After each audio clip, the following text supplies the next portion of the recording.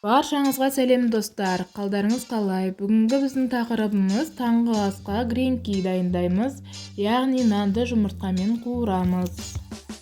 Алдыңғы салған видеомда ескіріп бара жатқан наннан балалардың сүйіп жейтін кирешке жасап салған болатынмын.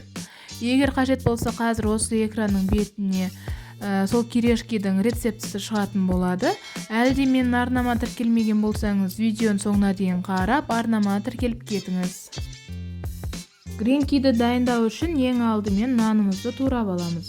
Оған 3 жұмыртқа, кішкене сүт және шым-шым тұз салып, барлығын араластырамыз.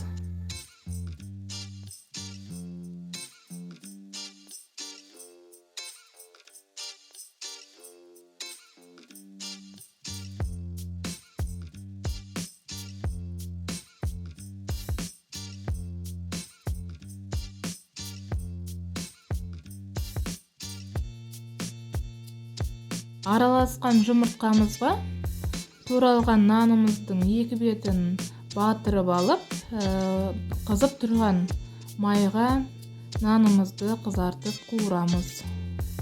Нандарыңызды қызартып қуырсаңыздар, гренки өте дәмді болып шығады. Осымен біздің таңғы асқа гренкиіміз дайын. Астарыңыз дәмді болсын. Сіздер де таңғы асқа жылдам дайын болатын осындай гренки дайындап көріңіздер. Және де үйлеріңізде нандарыңыз көгеріп қатып қалмасын десеңіздер, осындай гренки дайындап көріңіздер. Бұл нанды ысырап етпеудің жақсы бір жолы.